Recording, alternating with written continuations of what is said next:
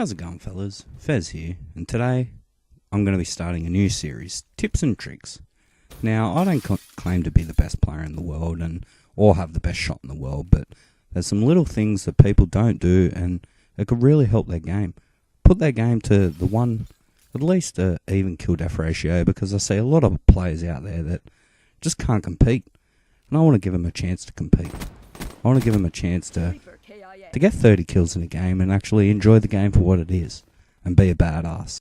This episode today, guys, is all about information. Information is everything. There is so much information going on that people don't even realise, and it will really help them get kills. As I said before, I don't have the best shot in the world, but I use the information to my advantage. Every piece of information is your advantage to getting a kill. This isn't going to be about how to get a better shot or anything like that, because a shot is going to develop through practice. Practice makes perfect. That's the only way you're going to get your shot better, but these are some tips to help you other than your shot. So let's get into it. First I'm going to talk about is the kill feed. Kill feed gives you a lot of information. If there's 3 or 4 dead from the opposition, you know that they're going to be in the spawn that is less populated, so you rush that spawn. You can either get some kills off the spawn. Another situation is if you get 3 or 4 teammates dead, you know that the enemy is going to be in the middle of the map, because the middle of the map is the main areas of where the kills go down. So you've got to get in the middle of the map. So if you haven't died, you need to roam in the middle of the map and stay in the middle, because you know that if they've gotten kills, they need to be around there. They're not going to be in the spawn, because most of the time. But if you were one of the guys that have died, you've really got to watch out for spawn traps. So you've got to pre-aim head glitches and things like that, because you know if you push out of the spawn, you know someone's going to be waiting there, because more than likely they've gotten a kill in the middle of the map and they're going to just push up into the spawn. So you've really got to be hesitant. If you see 3 or 4 teammates go down and you were one of those guys, you've really got to be careful of getting out of that spawn, because more than likely they're going to push that spawn and you need to break it and either try and flip the spawns back or kill them enough times to trap them. The next thing I want to talk about is ammo, and how much ammo you have left in your clip. Now this is a big thing, because only you can determine how much ammo you need to kill someone. Everyone has different skills of shooting and things like that. See, I need about 9 bullets. I'm not that good to I can get them in 3 or 4 sometimes, but I need at least 8 bullets. So that's what I like to judge mine on. So that's why the burst guns are a lot better, because you contain your ammo a lot better. But you need to focus on your ammo and how much bullets you have before entering a gunfight. Another little thing that is really helpful for information is those little death skulls. Those little death skulls really help locate enemies, because you see a teammate go down and those skulls come up and you know there's an enemy there. Don't rush in there, pre-aim it, because more than likely the guy's going to run through that door where you are. So just wait for him to come through and kill him.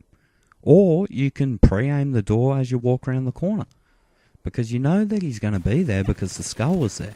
Unless he's full dipped out, which not a lot of players do. Not a lot of players are defensive like that, so they push forward. So you've got an easy kill. 100% guaranteed every time. Also, another big thing is knowing your opponent's weapon. As I said before, checking the kill feed is good for knowing how many deaths there are on the map and things like that, but also checking guns. If you see a guy get a 3-piece with a shotgun, you know not to rush into that room.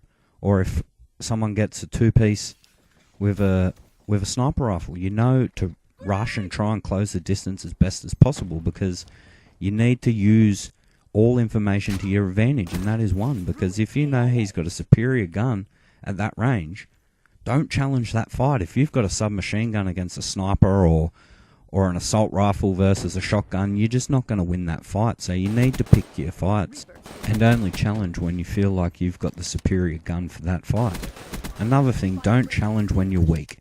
If you are weak, hide or regain your health. Dip out and regain your health. There is nothing worse than going into a gunfight when you don't have a chance. If they only have to hit you once, unless they're a really bad player, you're going to lose that fight every time. So a big tip is to not challenge gunfights that you know you're not going to win. And don't always challenge gunfights or enemies that are on the mini-map. Just because you see a dot on the mini-map doesn't mean you just have to rush it.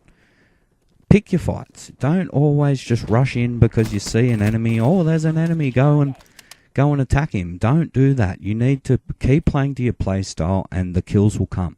Trust me.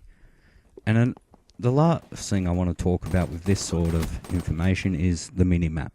The mini-map is, yeah, it is helpful. And don't get me wrong, you get all these good players saying that you have to look at it all the time. And you do. Every 3 seconds or whatever they say is the best way to do it. But I've found that just looking at the mini-map when you need to is the best option for me, because it's hard for me to always look at the mini-map and still be able to keep my shot on. I'm not, as I said before, I'm not the greatest of players, and it's really hard to look at two things at once all the time consistently. But if you hear things, or sound is the best form of information, guys. If you hear fire or hear footsteps, then look at the mini-map. Because you need to, if you hear footsteps, you need to see if it's a teammate quickly or something like that. And same with bullet fire. You might be able to locate where the enemy is. So you can either wait for him or attack him. It's up to you, as long as you're close enough. As I said before, don't chase kills. The last thing I want to talk about today is the information you let out. I've talked a lot about the information you receive, but the biggest thing you can take out of this video, guys, is know what information you give the opponent. See, if your footsteps, if you don't have dead silent, is giving them information. Your bullet fire is giving them information. Same with a lot of other things.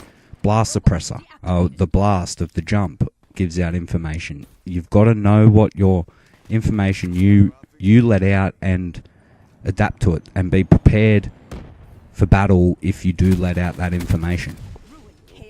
You don't need to have counters for the information that you release out, but just be prepared. Just know if you release that information, be prepared for a gunfight, because as I said before, 99.9999% of the time they're gonna attack you.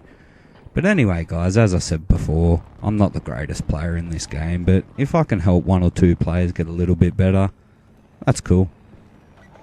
I've talked and raved long enough. If you like the video, like, comment, subscribe, and I'll catch you later.